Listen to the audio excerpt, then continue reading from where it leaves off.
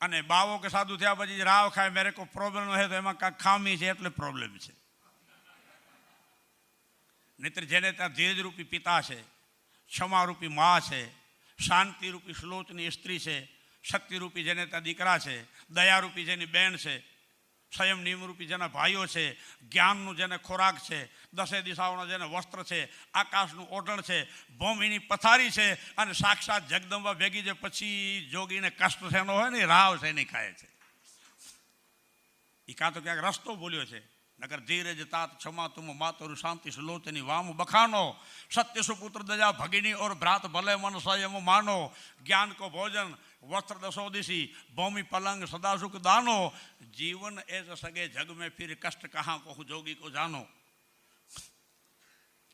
અને બીજું આપણે વ્યવહારિક વાત કરીએ તો કષ્ટ એને છે. દુઃખના મુખ્ય 5 કારણ છે. દુઃખના મુખ્ય કારણ 5 છે.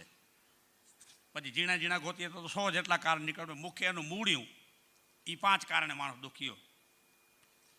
એક કર્મથી દુઃખી હોય,